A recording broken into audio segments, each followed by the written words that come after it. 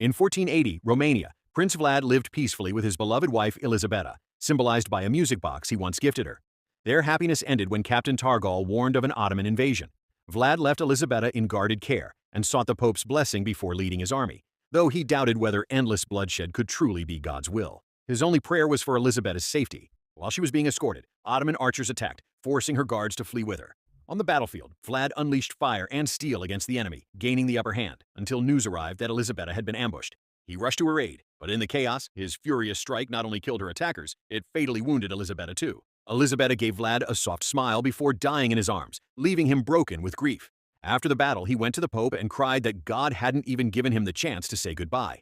In his pain, he begged for Elisabeta to be brought back to life. The Pope told him it was impossible. She was gone and resting in heaven.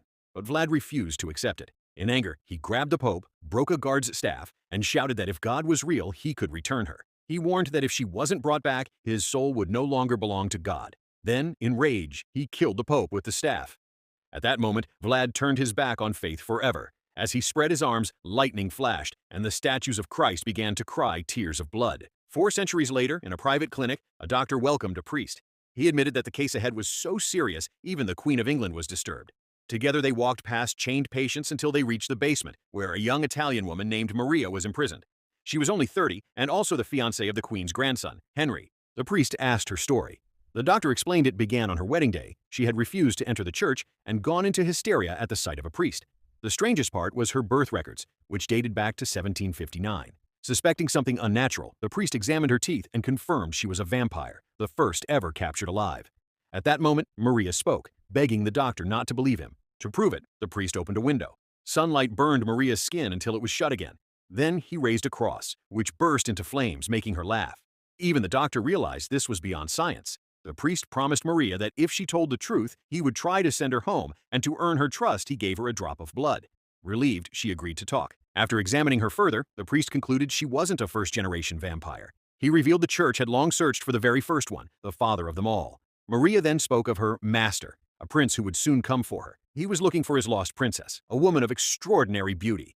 The priest declared that finding this princess was their real mission, for she would lead them to the vampire. Maria only laughed and mocked them, wishing them luck. Jonathan, a notary, traveled alone on snowy roads when his coachman refused to go further, warning him about wolves. Before leaving, the coachman gave him a cross for protection, though Jonathan admitted he didn't believe in God. Torch in hand, he continued on foot, uneasy as glowing wolf eyes followed him from the darkness. Soon, a massive castle rose before him. As he crossed the bridge, the gates slammed shut behind, trapping him inside. The giant doors opened by themselves, and once he entered, they closed again. Lightning flashed, revealing a figure on the balcony. Then suddenly, the same figure stood behind him. The man's pale skin, white hair, and wrinkled face made him look otherworldly. Taking Jonathan's torch, he lit the hall with a brazier. Jonathan introduced himself, and the man welcomed him, remarking on his youth before introducing himself as Vlad II, Prince of Wallachia, better known as Dracula. He then invited Jonathan to dine with him in the Grand Hall. Jonathan, starving, ate hungrily, while noting that such a massive castle must need many workers. Dracula agreed he had servants, but none visible to guests. When asked why he wasn't eating, Dracula only smiled, saying he would dine later, and with a simple gesture pulled the dishes toward himself. Then, at the dining table, a rat appears, and Dracula picks it up with a fork, pours its blood into a glass, and tastes it. Jonathan then revealed the real purpose of his visit. His partner Jenkins had arranged for them to buy an old abbey in Paris, intending to turn it into a hospital for the upcoming Universal Exposition. As he laid out the plans, the cross the coachman had given him slipped to the floor. Dracula asked if he was religious, but Jonathan dismissed it as just a protective charm. Dracula tossed it into the fire without hesitation. Later, Dracula led Jonathan to his room, warning him not to leave until morning. When Jonathan asked what danger existed, Dracula explained that old castles carry memories, memories that can haunt men. Jonathan, still skeptical, said he didn't believe in superstitions. Dracula left him to spend the night alone. Jonathan noticed a torn book in his room just as Dracula played a phonograph and vanished into the castle's depths. Elsewhere, the priest met Henry, Maria's fiancé. Henry worried about her health, but the priest assured him she was fine physically, though she carried a strange power beyond human limits. Searching their wedding chamber, the priest uncovered the missing page from Dracula's book, showing a photograph of a woman, Elisabeta. Back in the castle, Jonathan wandered the halls and found a lit cellar where a coffin lay. Inside, Vlad rested, warning him not to leave his room. Suddenly, a gargoyle attacked, knocking him unconscious. He awoke chained, guarded by gargoyles. When Jonathan called on God, Vlad silenced him, saying God and the devil were just opposing forces, both uncaring about mankind. Jonathan was then hung upside down so his blood could be drained. Vlad explained he was cursed to wander forever, surviving only on human blood. Cutting Jonathan's neck, he collected it into a vessel. Jonathan weakly asked how such cruelty could exist if God was truly loving. Vlad mocked him, reminding him of his past disbelief, but now Jonathan insisted he believed. Amused, Dracula promised him one last wish. With his final strength, Jonathan asked to hear his story. Moved by Jonathan's request, Vlad ordered the gargoyles to unchain him and tie him to a chair, where he began his story. He revealed that life was a cruel trial, while death was a mercy, one that God had denied him. Once he had been God's loyal servant. But everything changed when his beloved wife, Princess Elisabetta, was taken from him. For 4 centuries, he had waited for her return. The Black Plague only deepened his torment, killing millions, especially women who hid in churches, places barred to him. Vlad admitted that to live without love was the worst curse. Many times he had tried to end his life by leaping from castle towers, but even death was refused. In time, numbness replaced sorrow. Realizing he could not find Elisabetta on his own, he devised ways to draw her to him. He spent a century creating a perfume that could capture the souls of flowers. This fragrance bewitched crowds wherever it spread, even reaching the French court at Versailles. There, he thought he had found Elisabetta reborn in a girl named Isabel, but when he realized he was wrong, despair consumed him. He began turning women into his thralls, hoping one of them would be her. Maria was among those bitten, yet none could fill the emptiness. He even returned to Elisabetta's grave, weeping over her ashes, while his gargoyles piled gold and treasures before him, all meaningless. Jonathan then tried to reach him, reminding Vlad that he too had a fiancée waiting for him, a woman he had sworn to marry. For Dracula, this only deepened the tragedy. Jonathan pleaded, if he died here, his beloved would be destroyed by grief. Jonathan carried a locket with his fiancée's picture. When the gargoyles placed it before Vlad, he froze. The face was identical to Elisabetta. Jonathan said her name was Mina, but Vlad became convinced she was his lost wife reborn. He spared Jonathan's life, ordering the gargoyles to keep him imprisoned, and began preparing to reunite with Mina. Letters were sent out through his servants. Meanwhile, the priest showed the doctor Elisabetta's photo, explaining that Dracula had searched for her for 4 centuries. The doctor noticed she was left-handed, which the priest confirmed. He also revealed from a German book that vampires were God's curse, and only repentance, a stake through the heart, and beheading could free both them and their victims. At that moment, a young doctor reported seeing a woman who looks just like the photo. She introduced herself as Mina, Maria's friend. Mina explained she had been with Maria since a reception, but after a priest appeared, Maria's behavior had changed. She admitted she was engaged to Jonathan, though the engagement felt rushed, almost like a bad omen. She confessed she loved him, but often felt she belonged to another time. Before leaving, she wrote her address, left-handed, just like Elisabetta. Dracula reached an old abbey disguised as a beggar. The nuns let him in, but when he revealed his true form, one warned that his magic had no power in God's house. Arrogantly, he mocked her by spraying perfume on the crucifix. Soon, the nuns fell under his spell, one even offering herself. Dracula drank their blood, regained strength, and left for his castle. Meanwhile, Jonathan, watching from his cell, feared Dracula would reach Mina first. He made a rope from his clothes to escape, but gargoyles spotted him, pulled him down, and threw him into the snow. He slid to a frozen river. The ice broke under the pursuing gargoyles, drowning them. Injured but alive, Jonathan survived until dawn. At the same time, Dracula arrived in Paris and entered the hospital where Maria was held. The crowd admired him, except for a young doctor who tried to stop him. Ignoring resistance, Dracula went to Maria's cell, where she called him Master. He rewarded her with the young doctor, whose blood she drank to her delight. The next day, the priest discovered the young doctor had become a vampire. He learned Maria hadn't escaped alone. Dracula had helped her. Alarmed, he warned that Mina was in serious danger. At her pension, Mina was startled to see Maria, who claimed her illness had vanished and the doctors discharged her. Maria gave Mina tickets to a celebration and insisted she join to meet a special friend. At the Grand Hotel, Dracula appeared. Seeing Mina, he was reminded of his late wife, Elisabetta. Introduced by Maria, Dracula praised Mina, and she sensed a strange romantic familiarity.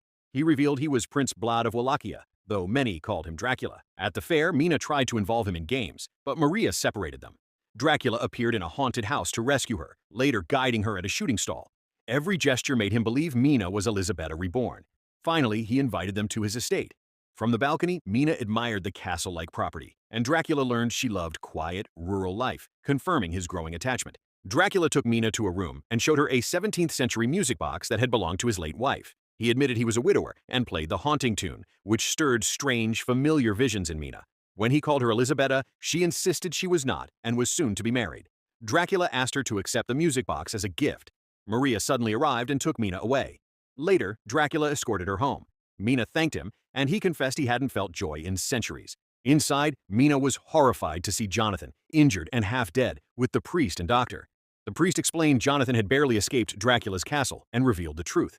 The man she had spent time with was Count Dracula, the cause of Maria's condition and countless disasters. Mina refused to believe it, insisting Dracula had been kind. The priest warned that Maria had sucked a doctor's blood and escaped. He insisted Mina be examined. Mina denied any wrongdoing had occurred and insisted Dracula had always treated her with respect. The priest explained Dracula used a perfume that could override free will. Terrified, Mina allowed a check and, finding no bite marks, locked herself in a room. As Jonathan recovered, Mina sat alone with the music box. Its melody shook her deeply, stirring visions of another life. In the midst of her fear, Dracula appeared, reassuring her that he meant no harm. The landlady knocked, upset about the midnight music. Mina, scared, asked Dracula to leave. Instead, he went to the window as if to die. Mina begged him not to. He said he could disappear forever, but had waited 400 years for this moment. She called him a sorcerer. He admitted he once used perfumes and powers to control people, but never her, and smashed the vial to prove it. Mina noted he survived on human blood. He agreed, but said she was never his victim. She is his love. Dracula revealed his curse. He was no longer human, doomed to live in darkness. Mina asked why he involved her. He said it was grief over losing his wife, Elisabetta. At that moment, blood dripped from Mina's nose. Gently, Dracula touched it, tasted it, and called it incomparable. He confessed that without blood he was nothing more than a frail, withering old man. Mina trembled, calling him a liar and a deceiver, but he held her hands tenderly and reminded her of her own words. "My prince, my king, my life." Her tears stopped. Mina realized she could not live without him. Overcome with passion, she begged him to make her part of his body and soul. Dracula finally gave in. The priest sensed Dracula's presence in Mina's house, but found only his hat. Realizing Dracula had taken her, Jonathan erupted in anger, calling him a demon, while the priest urged calm. Meanwhile, Maria returned to her fiancé Henry and tried to bite him. The priest, doctor, and Jonathan intervened. Jonathan, despite his weakness, beheaded Maria with a decorative sword. Her body still clung to the priest until he drove an iron crucifix through her chest, and her body turned to ash. Meanwhile, Dracula's loyal servants carried a great coffin back to the castle. Inside was not only Dracula, but Mina too. In his grand hall, Dracula welcomed her, guiding her through the palace and presenting her before all as Princess Elisabetta. When Mina played the music box, its soft melody filled the castle. Smiling, Dracula told her it was the same tune that had always called out to him. Outside, the police, doctor, priest, Henry, and Jonathan had tracked Dracula's servants to the castle and prepared cannons, fearing Mina's soul was in danger. Inside, Dracula, absorbed in Mina, was interrupted as the walls shook from the cannon fire. Gargoyles attacked the intruders, and Dracula left Mina behind, promising to return. Below, officials found a tomb-like furnace and fired at it, but Dracula appeared behind Jonathan, dagger in hand, reminding him that he had once spared his life before slaughtering the men. Henry tried to fight, but Dracula bit his neck, and only the priest remained. The priest explained his mission was to save, not fight, while Dracula said his real battle was with God. The priest revealed Dracula was truly fighting himself, not God, and that humans shed blood for their own pride, not for divine will. He urged Dracula to see this as a chance for redemption, but warned that Mina was not his salvation. She could be his destruction. Mina's terrified scream echoed through the castle, and Dracula rushed to her. Officers stormed the halls, but his gargoyles slowed them while he cut down anyone in his path. Finally, he found Mina hiding. For a moment, he feared he had lost her, yet holding her close reminded him that if he died, the curse would die too. Mina begged him not to end his life, insisting he was her freedom, not her prison. Torn, Dracula reflected on his centuries of grief and prayer for Elisabetta's soul. The priest reminded him that salvation was possible if he saved Mina. Mina pounded on the locked door while Dracula opened his arms to fate. The priest struck, driving the stake into his heart. In that single instant, the centuries of torment were lifted, and Dracula's true form surfaced, an old, fragile man, stripped of his power. His body aged within seconds, skin sinking, bones weakening until he crumbled in Mina's arms. She carried him to the altar, sobbing as his body collapsed into dust.